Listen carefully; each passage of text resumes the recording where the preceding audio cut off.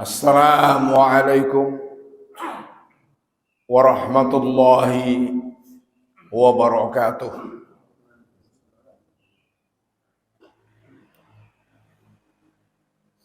Innal hamdalillah nahmaduhu wa nasta'inuhu wa nastaghfiruh wa na'udzu billahi min syururi anfusina wa min sayyiati a'malina. May yahdihillah fala mudilla lahu wa may yudlil fala hadiya lahu. Ashhadu an la ilaha illallah wahdahu la syarika lahu wa ashhadu anna Muhammadan abduhu wa rasuluh. Allahumma salli ala Muhammad wa ala alihi wa ashabihi ajma'in. Amma ba'd. Bapak-bapak, ibu-ibu dan saudara-saudara sekalian rahimakumullah. Alhamdulillah kita masih bisa beribadah kepada Allah Subhanahu wa taala.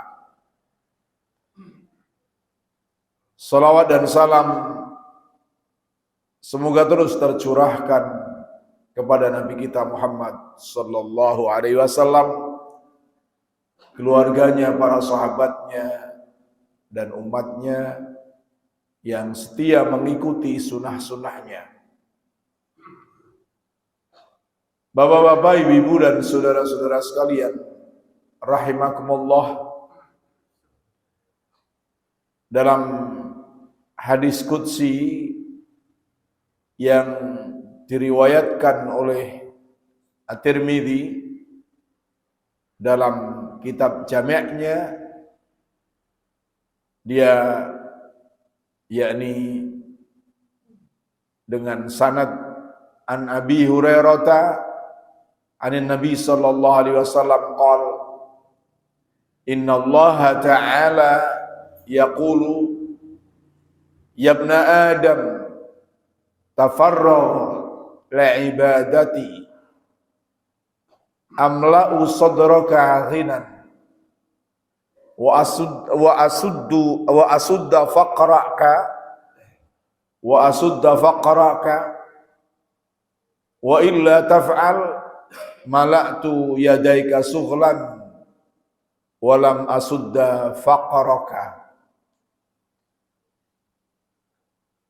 Dari Abu Hurairah radhiyallahu an, dari Nabi sallallahu alaihi wasallam, beliau bersabda, sesungguhnya Allah Subhanahu wa taala berfirman, wahai ibnu Adam, wahai manusia, luangkanlah waktu untuk beribadah kepadaku.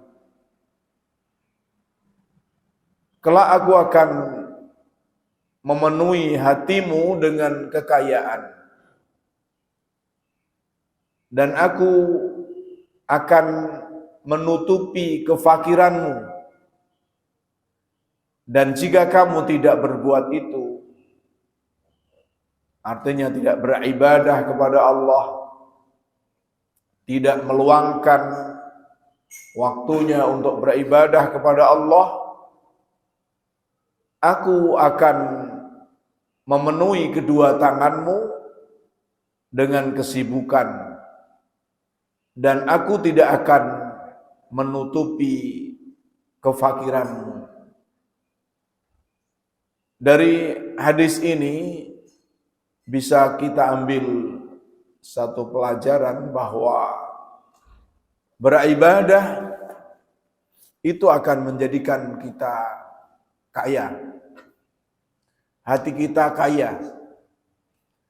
Karena memang pada hakikatnya kaya itu dalam hati, bukan karena banyaknya harta.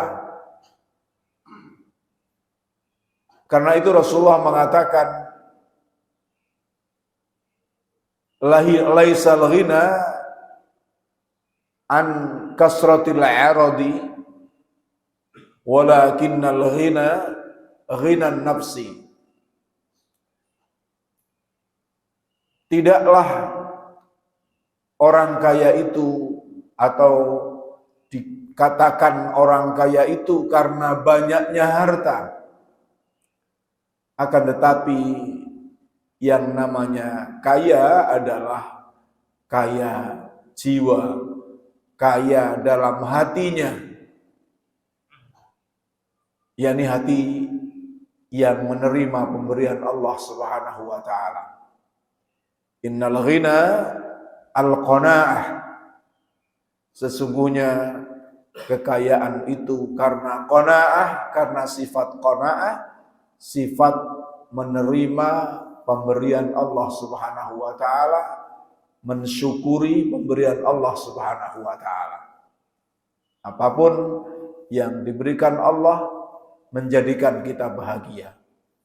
Bahkan kesusahan pun yang diberikan akan menjadi bahagia, karena selalu menerima dan mencari, mencermati, mengambil hikmah yang terdapat dari suatu musibah yang diberikan oleh Allah Subhanahu wa taala. Bapak-bapak, ibu-ibu dan saudara-saudara sekalian rahimakumullah. Lalu apa itu ibadah? Apakah kita bisa meluangkan waktu untuk beribadah? Jawabannya sangat bisa. Bahkan seluruh waktunya bisa digunakan untuk beribadah kepada Allah Subhanahu wa taala.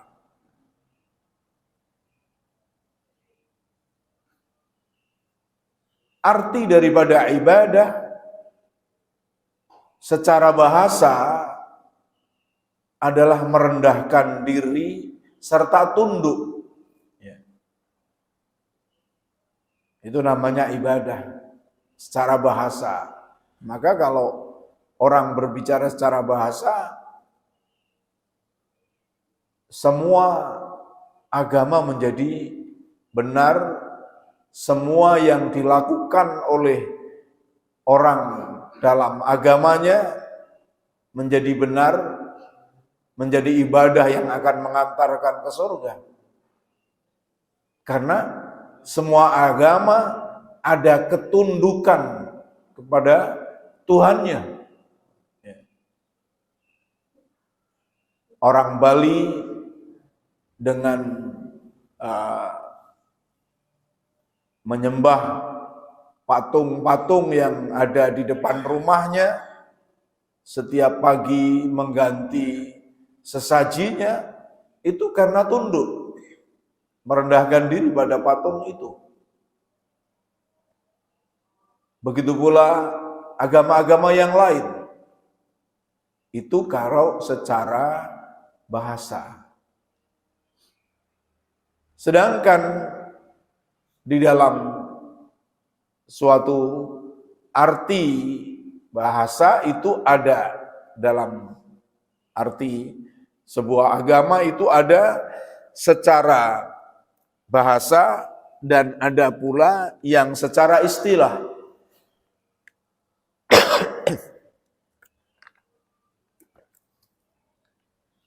Lah yang secara bahasa itu hanya untuk mengantar sampai istilah.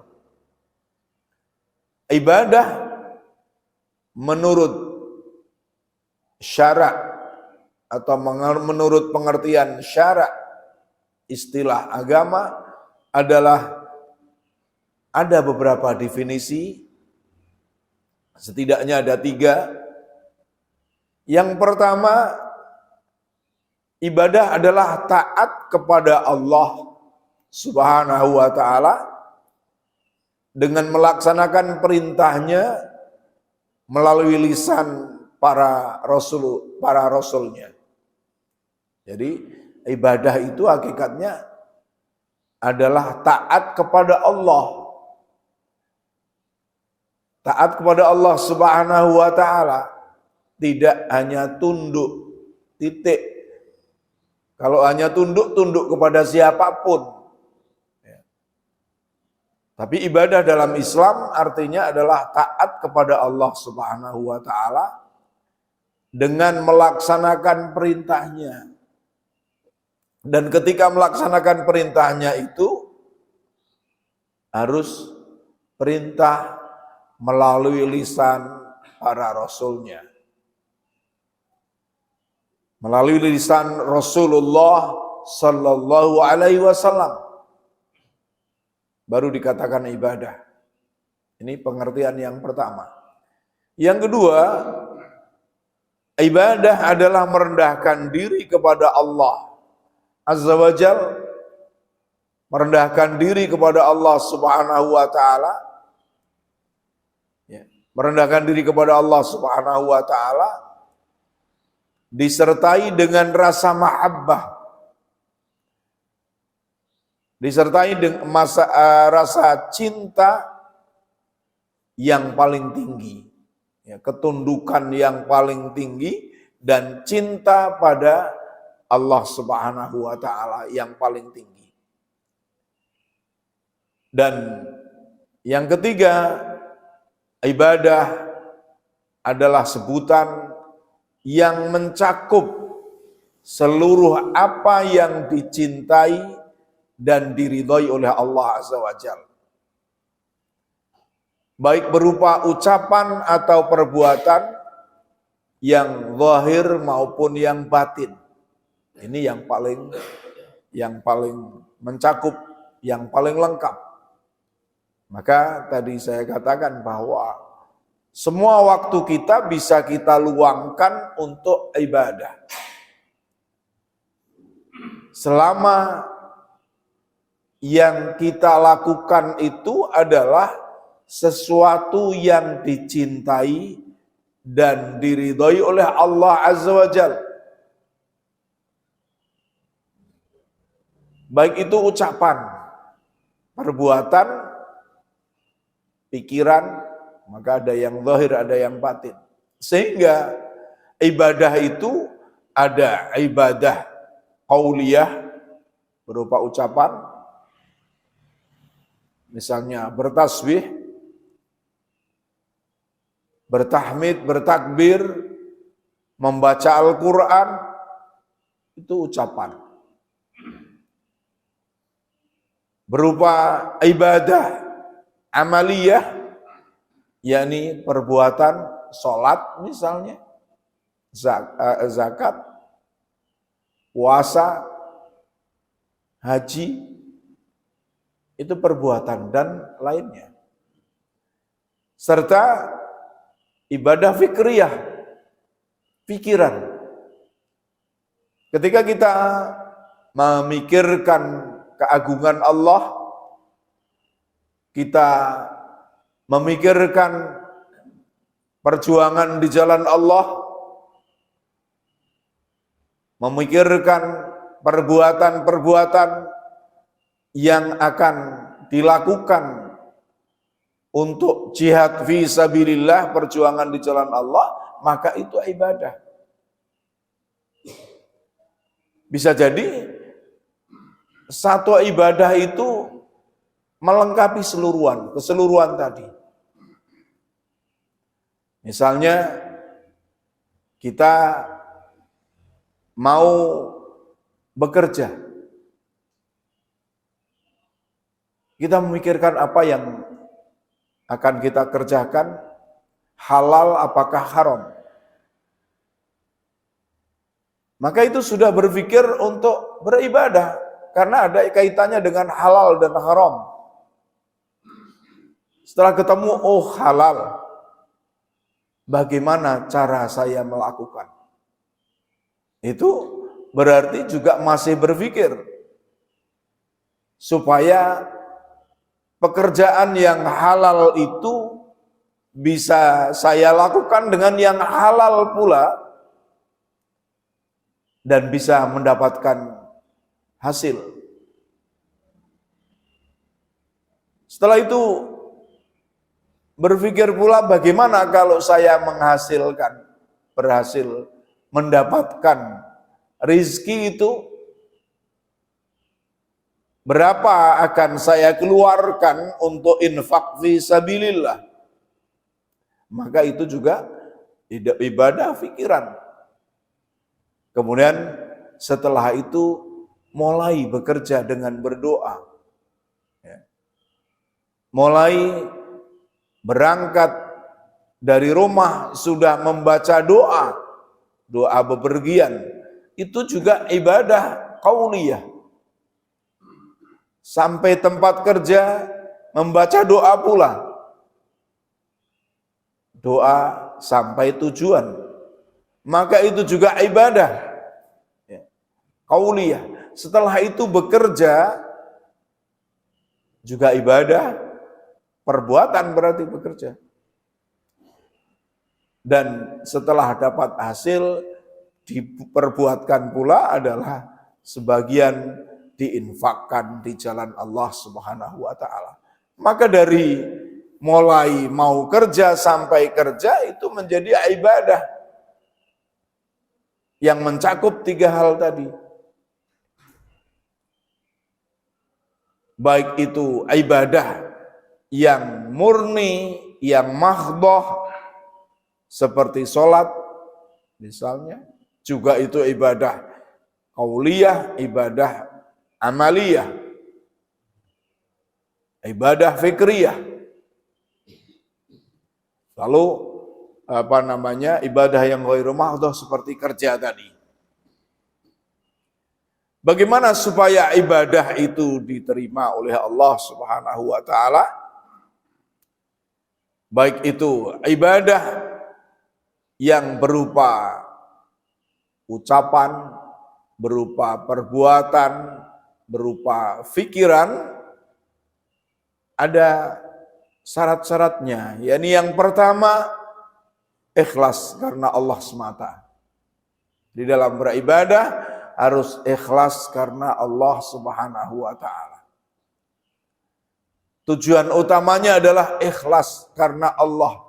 Maka dari itu kalau sudah dipikirkan ibadah itu halal atau pekerjaan itu halal, kita lakukan ikhlas karena Allah. Adapun dunianya itu sering saya sampaikan, itu mengikuti. Ruh amal yang pertama itu adalah ikhlas. Ikhlas karena Allah Subhanahu wa taala. Salat ya ikhlas, bekerja ya ikhlas. Tujuannya hanya mencari ridha Allah, melaksanakan perintah Allah. Bekerja itu ya perintah Allah. Maka ketika pekerjaan itu halal, dikerjakan dengan halal, maka menjadi ibadah. Tentunya ikhlas itu terbebas dari syirik. Baik syirik besar maupun syirik kecil. Syirik besar sudah jelas menyekutukan Allah dengan atau beribadah, berbuat dengan tujuan atau sarana bukan untuk Allah Subhanahu wa taala. Kemusyrikan, apakah itu perdukunan, apakah itu tahayul, itu syirik besar. Mungkin kita sudah terselamatkan dari syirik besar ini karena sering ngaji, insya Allah tidak melakukan perdukunan, tidak melakukan penyembahan kepada selain Allah, permintaan kepada selain Allah. Namun syirik kecil seringkali kita tidak bisa terbebaskan, yakni riya. sum'ah, beribadah, melakukan sesuatu untuk tujuan keduniaan, untuk dipuji manusia, bukan untuk Allah Subhanahu wa taala. Ini yang sering kita tidak bisa bebas dari itu. Karena itu Rasulullah mengingatkan kepada kita, inna akhwafa ma akhafu ala ummati asyirkal asghar, yakni ar-riya. Sesungguhnya sesuatu yang paling aku takutkan dari umatku adalah syirik kecil, yaitu riya. Ini bisa menimpa seluruh orang dari segala tingkatan, dari orang miskin sampai orang kaya raya, dari ustadz sampai murid, dari orang-orang yang besar sampai orang yang kecil, itu tertimpa, bisa tertimpa kemusyrikan kecil ini, syirik kecil ini, yakni ar-riya, kata Rasulullah sallallahu alaihi wasallam. Yani beramal bukan untuk Allah, akan tetapi untuk tujuan keduniaan, untuk dipuji manusia. Maka ketika terbersit dalam diri kita sifat riya, segeralah ta'awudz, karena itu perbuatan setan, bisikan setan. Ketika kita mau beramal ada tujuan untuk riya, maka berta'awudz, istighfarlah, sehingga terbebas dari itu. Seringkali juga pertama, niat kita sudah ikhlas, mau berangkat melakukan sebuah perbuatan itu ikhlas. Kemudian di tengah jalan atau di tengah menjalankan perbuatan tadi, mendapat sambutan atau terbersit sifat riya tadi. Bagaimana kalau terjadi seperti itu? Di dalam Syarah Riyadhus Shalihin oleh Syekh Al-Utsaimin dikatakan tidak akan mempengaruhi, tidak akan mengurangi keikhlasan kalau segera disadari dan segera ta'awudz atau istighfar. Jadi begitu terbersit sifat riya, itu langsung dicabut sifat riya itu. Yang kedua, syarat agar ibadah itu diterima oleh Allah adalah ittiba. Ittiba itu mengikuti sesuai dengan tuntunan Rasulullah sallallahu alaihi wasallam.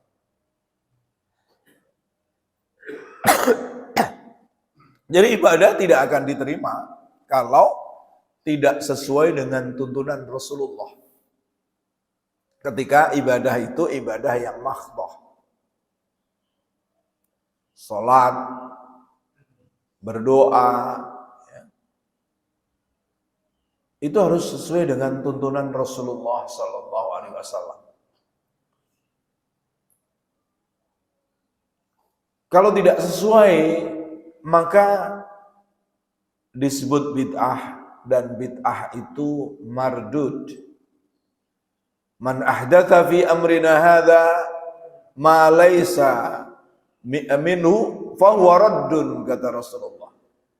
Barang siapa yang mengada-ada di dalam agamaku ini yang tidak ada tuntunan darinya, fahuwa raddun, maka yang diada-ada tadi akan tertolak, tidak diterima oleh Allah Subhanahu wa ta'ala. Kalau ibadah itu ibadah yang mahdhah, salat, zakat, puasa, haji, berdoa, itu tentunya ada yang dicontohkan Rasulullah, ada yang diperintahkan oleh Rasulullah Sallallahu Alaihi Wasallam, ada tata cara yang sudah ditentukan oleh Rasulullah SAW. Sedangkan dalam ibadah yang ghairu mahdhah, yakni tadi misalnya bekerja, Rasulullah SAW atau agama Islam memberikan rambu-rambu, memberikan aturan, tapi tata caranya tidak. Yani bebas. Misalnya jenis kerja, maka pekerjaan apa saja selama halal dan dikerjakan dengan cara yang halal, ikhlas mencari ridha Allah, maka itu menjadi ibadah. Apakah itu menjadi petani, nelayan, pegawai negeri, atau apa saja.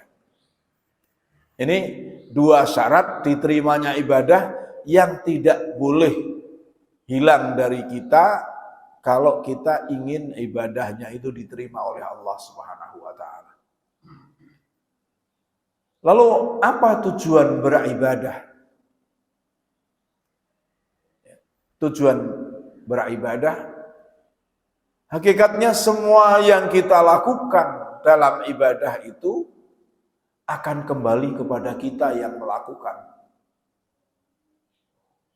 Ada yang nanti kita dapatnya di akhirat, ada yang di dunia pun kita sudah dapat.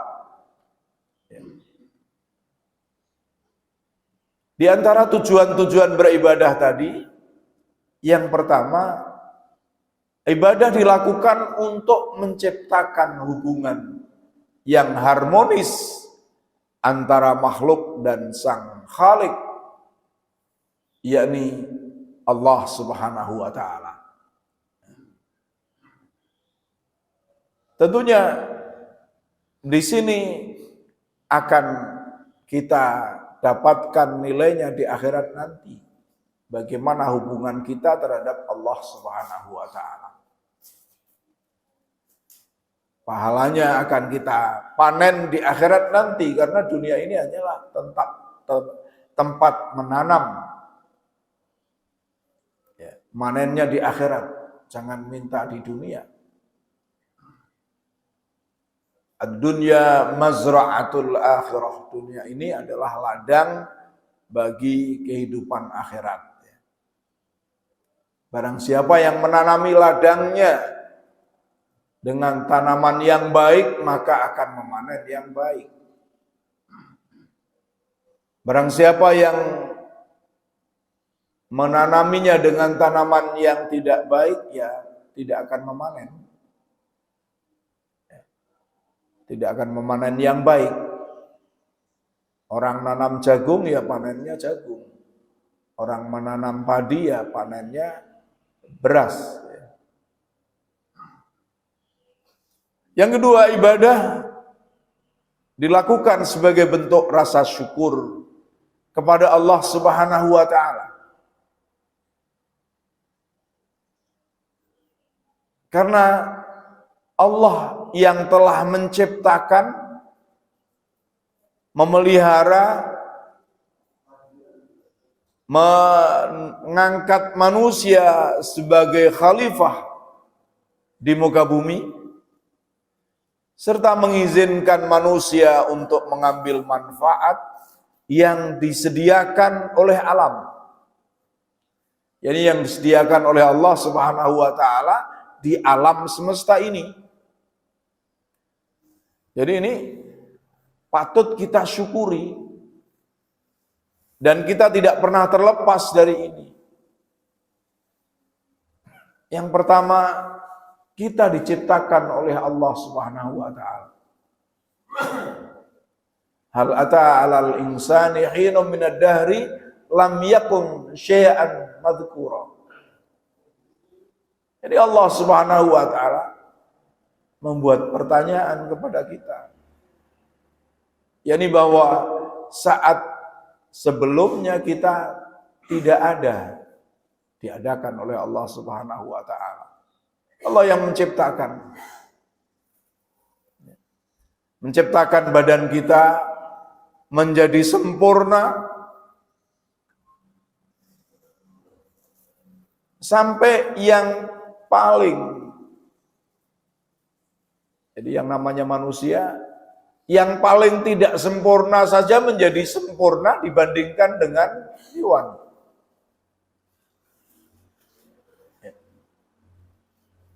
Misalnya orang lahir dalam keadaan cacat, tangannya hanya sampai siku, kakinya hanya sampai dengan lutut, tapi dia masih sempurna dibandingkan dengan binatang-binatang. Sempurna dalam pikirannya, sempurna dalam ucapannya, bisa menirukan segala jenis suara binatang. Itu manusia. Tidak hanya menciptakan, lalu Allah Subhanahu wa taala juga yang memelihara kita. Sehingga kita bisa berdiri, kita bisa berjalan, kita bisa duduk, kita bisa tidur. Ini adalah karena dipelihara oleh Allah Subhanahu wa taala. Dipelihara oleh Allah Subhanahu wa taala. Kalau diambil salah satunya, sudah sangat berat kita. Diambil salah satunya, kelancaran dalam berbicara, dikasih yang kecil batuk-batuk saja udah nggak enak. Bagaimana kita tidak bersyukur kepada Allah? Diciptakan, dipelihara. Tidak hanya itu, juga kita dijadikan khalifah di muka bumi. Dijadikan pengatur di muka bumi ini, yang mengatur segala sesuatu, yang tentunya untuk melaksanakan Islam, yang untuk melaksanakan syariah Allah Subhanahu wa taala di muka bumi ini. Maka dalam suatu hadis Rasulullah mengatakan, inna dunya khulwun hudratun. Sesungguhnya dunia ini manis dan hijau. Artinya apa? Dunia ini enak. Enak dirasa dan enak dipandang. Semuanya kenikmatan. Dan kata Allah, dan kami sudah, yakni Allah Subhanahu wa taala menjadikan manusia ini sebagai khalifah di dalamnya, di dalam bumi ini, bumi yang nikmat itu, untuk mengatur. Lalu Allah akan meminta pertanggungjawaban atas apa yang kita lakukan di muka bumi ini. Karena kita itu hidup disuruh beribadah oleh Allah, tujuannya juga untuk diantara ibadah itu menjadi khalifah di muka bumi untuk menegakkan syariat Allah Subhanahu wa taala. Maka Allah juga mengizinkan manusia untuk mengambil manfaat dari seluruh fasilitas yang diberikan Allah di muka bumi ini. Maka semuanya ditundukkan oleh Allah untuk dimanfaatkan manusia. Lautan yang begitu luas, begitu dahsyat ombaknya, ditundukkan oleh Allah untuk manusia, untuk diambil manfaatnya. Wasakhkhara lakumul bahra.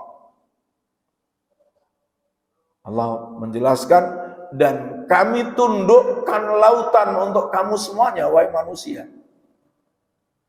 Dengan apa?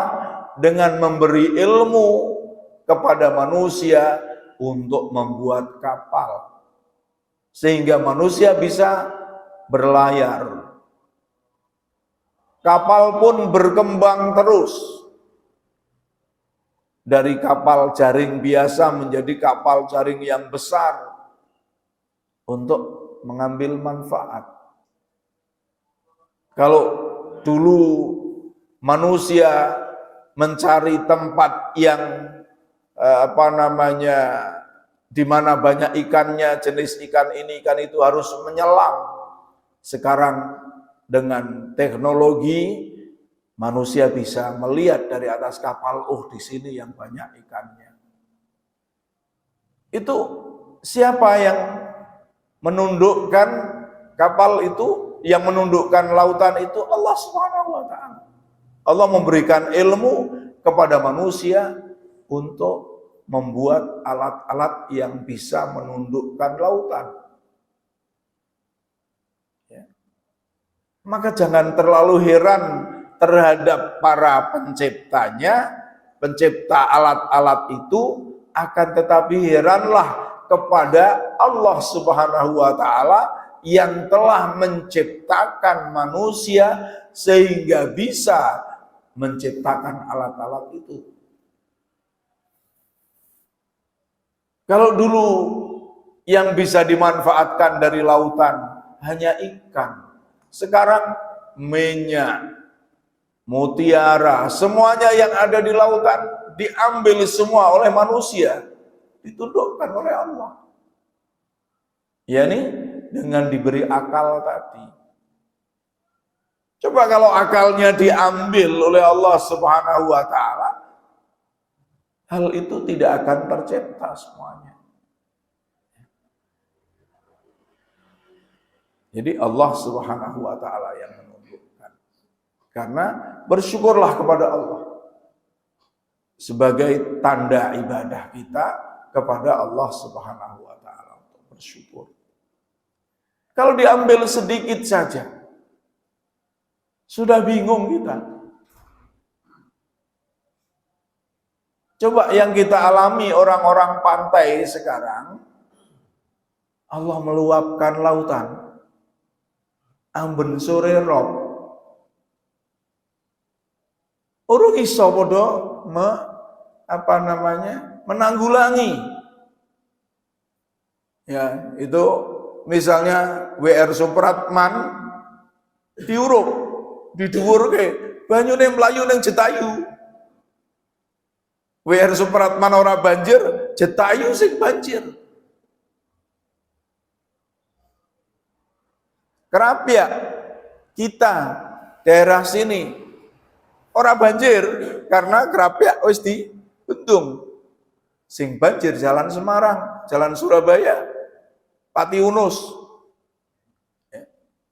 Ini adalah baru sedikit yang dicontohkan oleh Allah Subhanahu wa taala. Bagaimana kita tidak bersyukur? Ya.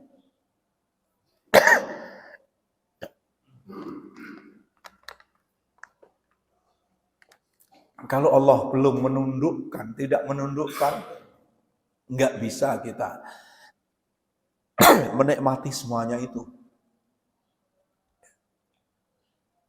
Dan itu kalau saya pikir sih memang tanda-tanda mendekati hari kiamat. Ya. Kan Allah Subhanahu wa taala berfirman,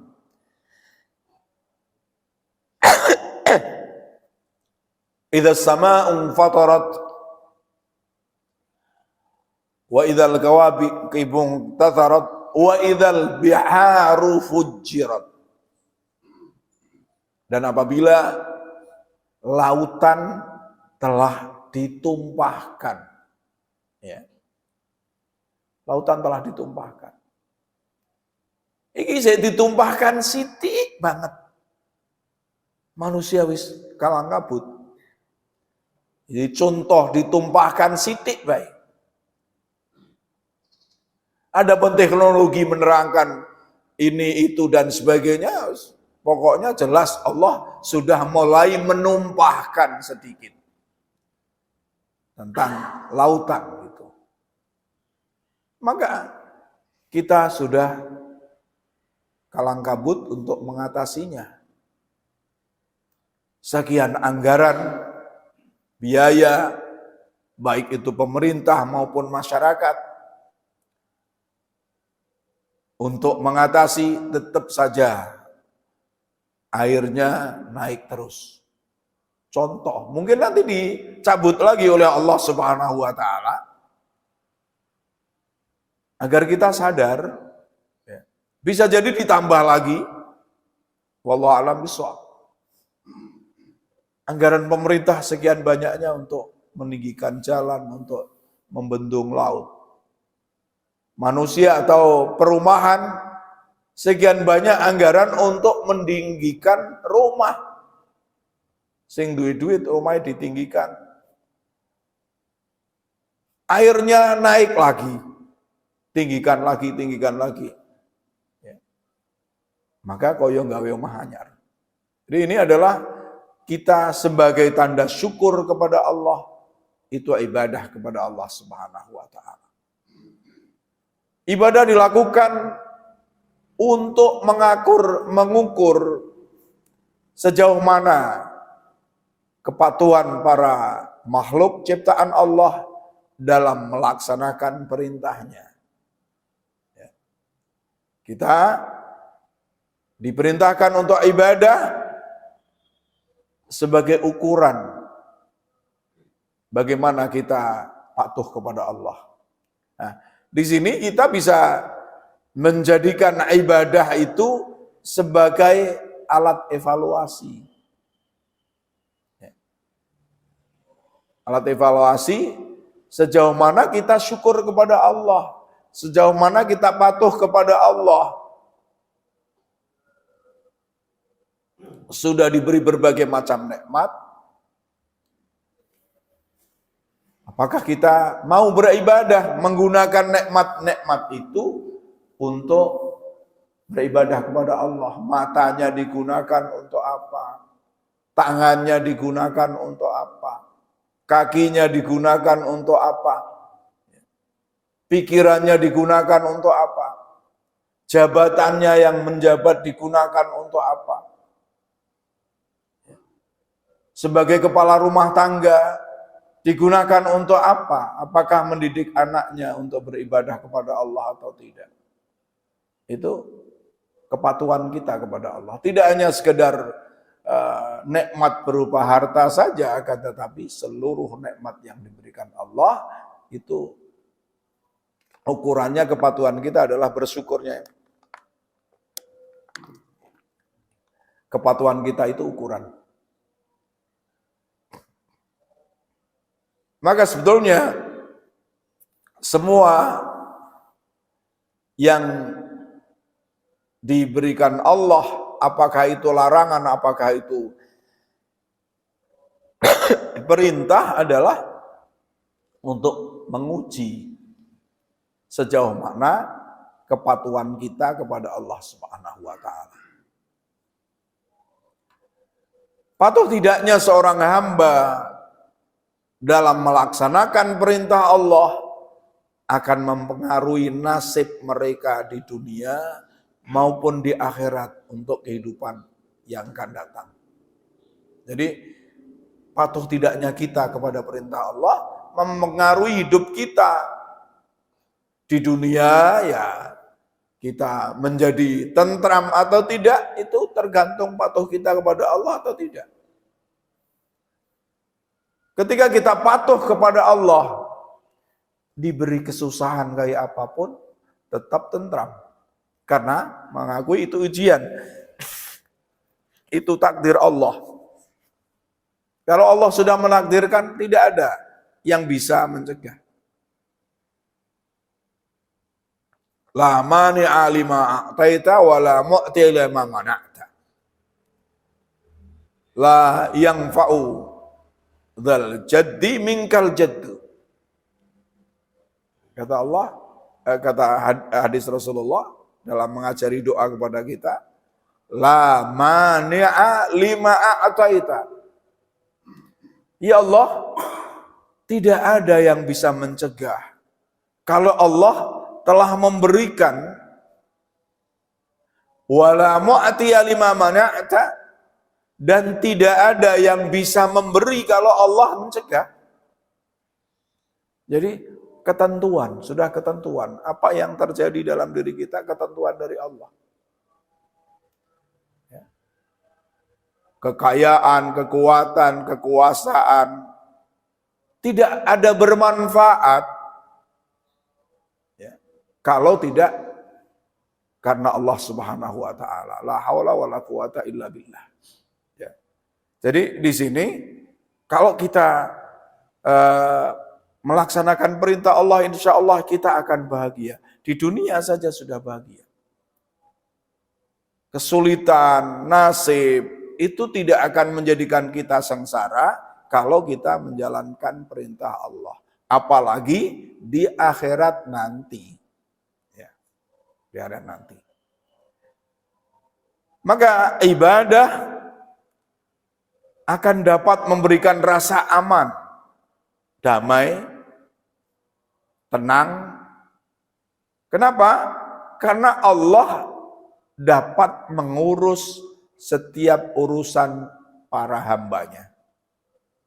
Sedangkan kita dalam beribadah menyerahkan diri kepada Allah. Kita menyerahkan kepada Zat yang bisa mengurus segala sesuatu. Maka kalau kita ibadah sungguh-sungguh, akan damai, akan tenang, akan tentram.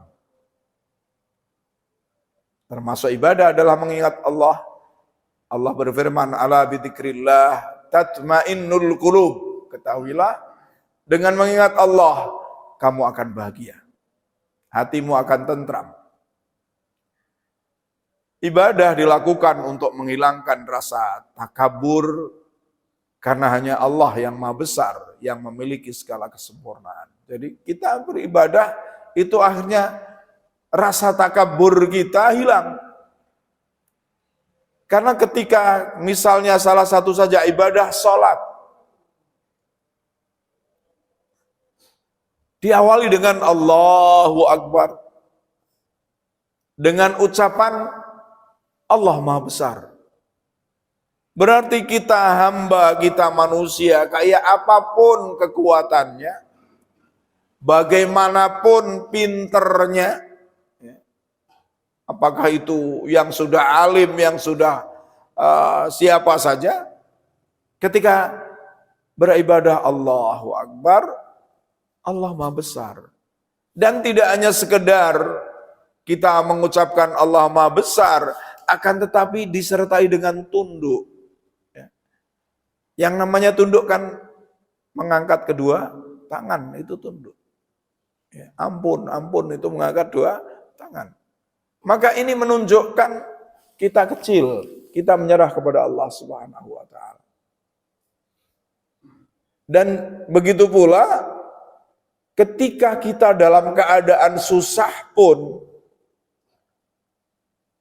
kita tidak akan merasa minder. Kenapa? Karena mempunyai Allah yang Maha Besar, yang akan menolong tadi, yang akan mengurusi urusan hambanya. Maka menjadi hidup ini nikmat, tidak takabur, merasa ada yang lebih besar.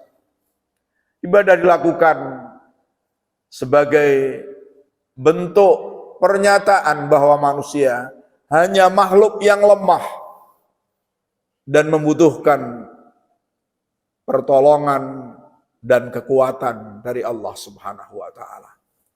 Bapak-bapak, ibu-ibu dan saudara-saudara sekalian rahimakumullah, Cukup itu yang saya sampaikan. Kalau ada pertanyaan-pertanyaan, saya persilahkan. Waalaikumsalam.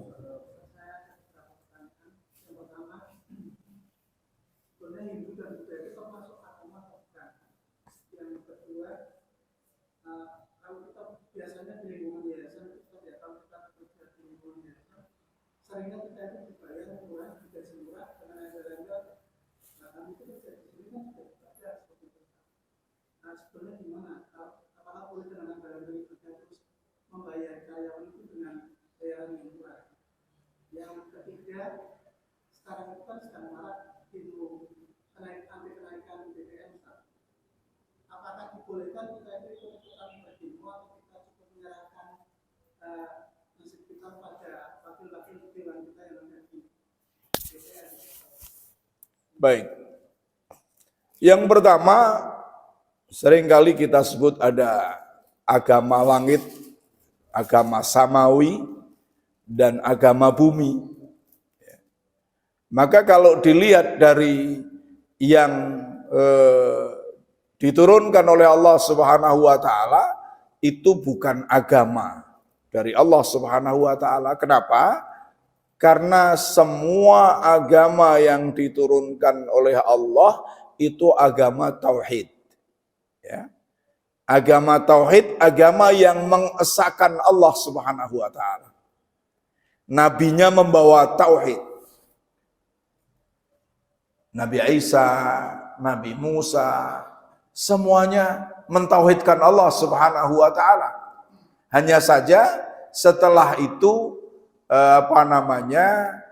masyarakatnya atau pengikutnya yang menyekutukan Allah.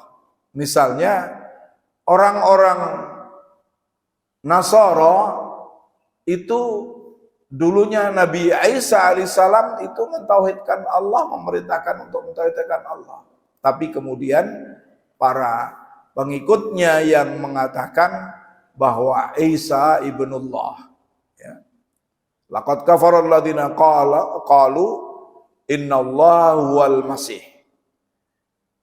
Benar-benar telah kafir orang-orang yang mengatakan sesungguhnya Allah itu adalah Al-Masih ibnu Maryam. Juga ada dalam Al-Qur'an laqad kafara alladziina qala innal masih ibnullah, ya, bahwa Isa Al-Masih sebagai anak Allah. Jadi di sini agama-agama yang benar adalah mentauhidkan Allah. Tapi Hindu Buddha sejak berdirinya, ya, sejak adanya itu sudah menyekutukan Allah Subhanahu wa taala, menganggap si Darta Buddha Gautama sebagai Tuhan yang disembah. Begitu pula Hindu. Maka kalau ditanyakan apakah agama atau tidak, ya tidak agama kalau dilihat dari agama yang benar di sisi Allah Subhanahu wa taala. Jadi sejak berdirinya, sejak adanya memang sudah menciptakan Tuhan, bukan menyembah Allah Subhanahu wa taala. Kemudian yang kedua, bagaimana yayasan menyatakan bahwa kamu ini sudah beribadah, maka digaji sedikit, nggak perlu marah, gampangnya gitu. Saya katakan itu sebagai pengurus yayasan harusnya justru menghargai para karyawan itu digaji yang besar. Harusnya. Bukan karena ibadah terus digaji kecil. Harusnya ini. Sebagai pengurus yayasan berupaya maksimal untuk bisa menggaji yang sebesar-besarnya. Kowe nek mampu. Tapi ketika tidak mampu, karena anggaran tidak ada, satu, yayasannya belum punya sumber anggaran. Anggarannya gampangnya ya dari, biasanya yayasan itu kan dari apa namanya ya, ya dari dari jamaahnya. Misalnya masjid nggak usah jauh, masjid kita bisa memberikan bisyarah kepada kepada para mubaligh, khatib, karyawan, itu mengandalkan dari jamaah. Kalau dari jamaah itu datangnya kecil, otomatis ia nggak mampu untuk memberikan yang besar. Namun berupaya keras untuk bisa. Maka bisa jadi dari pengurus itu mengeluarkan. Bagaimana supaya AC itu bisa berjalan, kajian itu bisa berjalan, tapi masih ala kadarnya. Tapi ingin, meskipun ala kadarnya, ingin untuk yang sebesar-besarnya. Nah, di sini kalau masjid masih kecil karyawannya. Jadi misalnya para pengurus itu mengeluarkan setiap bulan sekian, ini isi ora berat. Tapi kalau sudah lembaga pendidikan, kita berbicara lembaga pendidikan, sekolahan misalnya. Sekolah itu kalau misalnya yayasan itu punya SD, punya SMP, setidaknya gurunya adalah 50-an Pak Najmudin ya, kurang lebih ya, SD karo SMP lah. SD 6 kelas minimal aja, SMP 3 kelas, dengan karyawan komplit 50.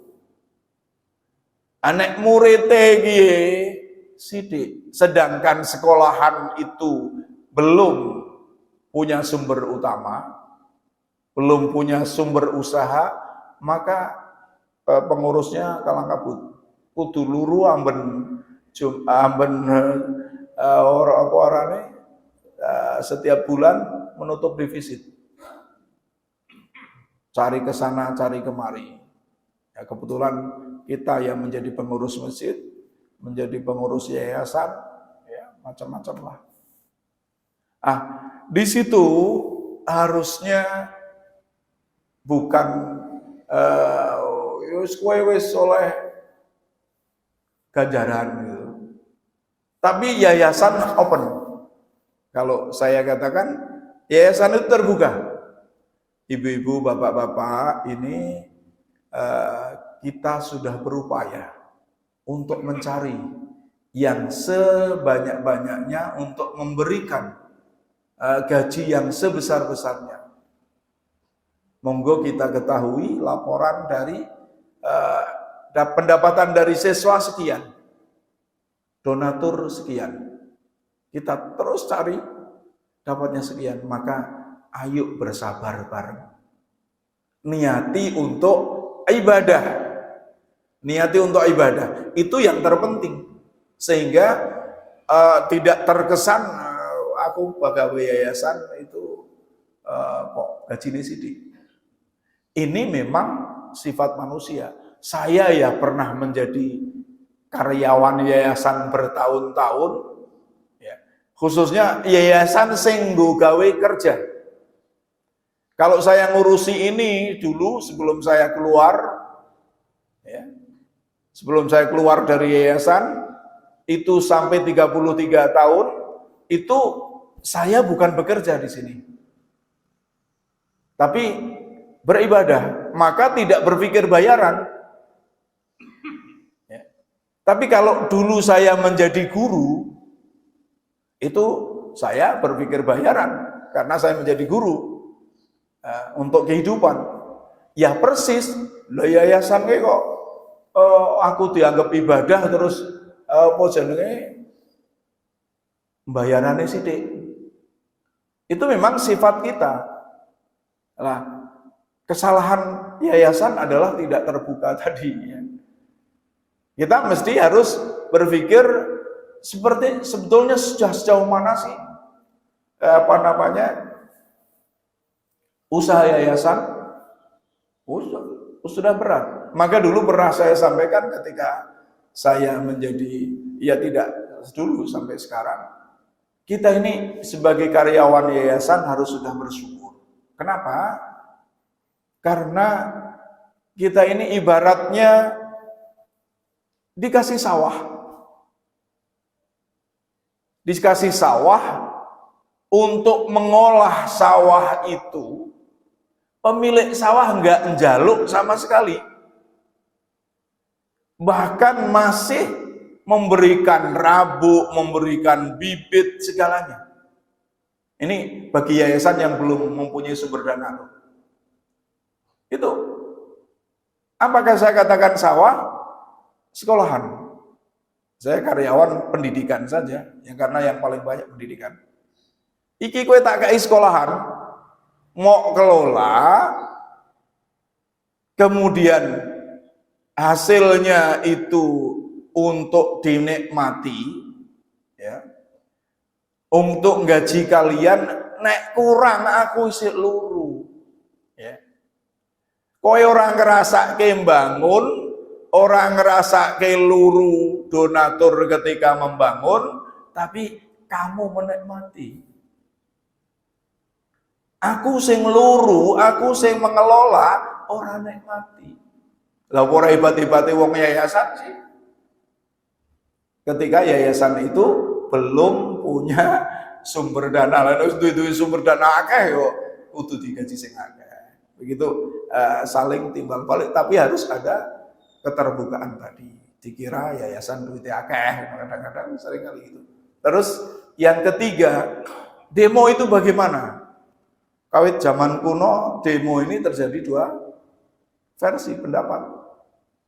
Ada yang tidak memperbolehkan demo karena kayak apapun pemerintah, bejatnya pemerintah kayak apapun itu harus didukung, tidak boleh makar terhadap pemerintah.